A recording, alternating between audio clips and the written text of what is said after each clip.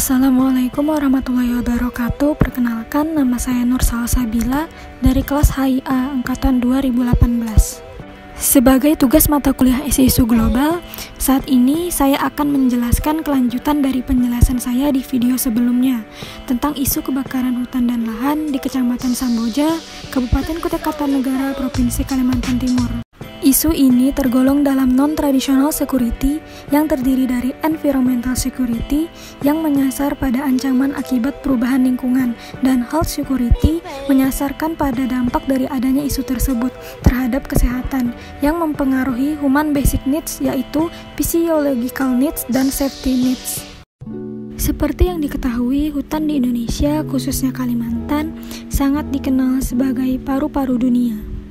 Mengapa? Karena hutan Kalimantan memiliki luas sebesar 40,8 juta hektar, sehingga sangat membantu untuk kelangsungan hidup manusia dan habitat bagi satwa langka khas Kalimantan, seperti bekantan, orangutan, dan beruang madu. Bahkan untuk spesies pohon endemik seperti jenis pohon Dipterocarpa dan ulin. Walaupun telah dikenal sebagai paru-paru dunia, tetapi masih terdapat kasus eksploitasi perluasan lahan oleh manusia dengan cara pembakaran maupun akibat dari faktor alam yang disebut gejala El Nino, seperti yang telah saya jelaskan di video sebelumnya. Sehingga di tahun 2010, menurut Greenpeace, telah terjadi pengurangan luas hutan Kalimantan menjadi 25,5 juta hektar. Ini menandakan terjadi pengurangan yang sangat jauh. Menurut data rekapitulasi luas kebakaran hutan dan lahan dari Sipongi Karhutla Monitoring System di bawah kendali Kementerian Lingkungan Hidup dan Kehutanan menunjukkan jika luas kebakaran hutan dan lahan Kalimantan Timur seperti tabel yang ditampilkan.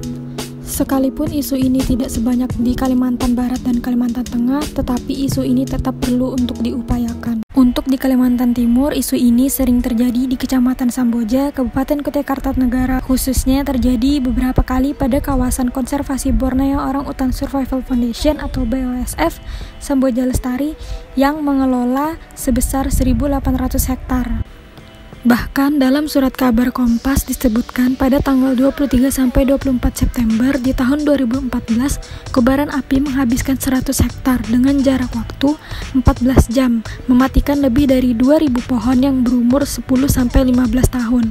Selanjutnya, menurut pernyataan pihak koordinator komunikasi BOSF Samboja Lestari, terjadi kebakaran hutan dan lahan di tanggal 31 Agustus sampai 1 September tahun 2015. Kebakaran hutan dan lahan menghabiskan 30 hektar hutan dengan lebih dari 1.000 pohon hangus terbakar, termasuk kayu meranti, yang mana lokasi kebakaran ini juga berjarak 300 meter dari pembangunan kandang orangutan.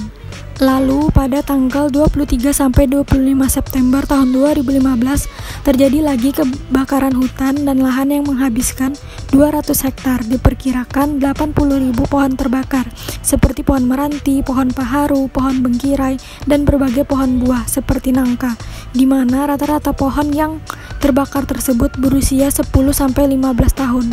Karena yang paling cepat terdampak adalah orangutan yang masih berumur 3-7 tahun.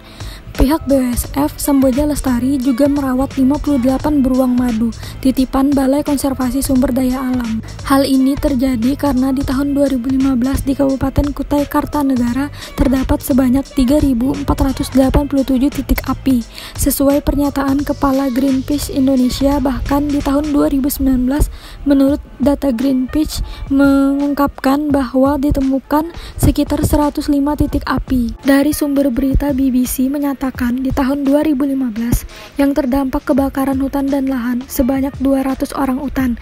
Akibat dari kebakaran hutan dan lahan ini, kabut asap menjalar hingga ke Malaysia dan Singapura, diperparah bersamaan dengan adanya kebakaran di wilayah lainnya pada tahun 2015 seperti di Pulau Sumatera, Kalimantan Barat, serta Kalimantan Tengah, membuat persebaran kabut asap melebar, sehingga riset penelitian studi Universitas Harvard dan Universitas Columbia menyatakan terdapat kasus kematian yang disebabkan kabut asap kebakaran hutan Indonesia yang terjadi di tahun 2015, yaitu 91.600 kematian di Indonesia, 6.500 kasus kematian di Malaysia, 2.200 kasus kematian di Singapura, Penelitian ini menggunakan metode pembacaan polusi udara dan data satelit untuk menghitung paparan asap kebakaran hutan. Selain itu, kabut asap membuat jarak pandang menjadi terbatas dan aktivitas penerbangan di Bandara Sultan Haji Muhammad Sulaiman Balikpapan terganggu. Bahkan perharinya ada 5 penerbangan yang mengalami delay atau bahkan dibatalkan. Sehingga dampak kebakaran hutan ini sangat besar karena diperlukan penanaman hutan kembali. Terlebih lagi, Samboja Lestari sebagai habitat orang utan. Bahkan diperlukan waktu 15 tahun untuk merehabilitasi hutan Samboja akibat kebakaran hutan, karena dalam menanam diperlukan waktu selama 2 hingga 3 minggu jika kondisi lahan sudah bersih, dengan membeli bibitnya seharga 1.500 sampai 4.000 per bibitnya. Contohnya seperti pohon meranti yang setiap tahun pertumbuhannya hanya 0,5 cm. Ini menandakan jika hasilnya tidak secepat yang diperkirakan oleh semua orang. Perlunya tanggung jawab semua pihak, baik pusat maupun daerah, mulai dari pemerintah, aparat, serta perangkat sektor lainnya. Terkhususnya pengimplementasian Payung Hukum Peraturan Daerah Nomor 5 Tahun 2009 tentang pengendalian kebakaran hutan dan lahan, lalu diperlukannya kesadaran masyarakat agar tidak melakukan pembakaran.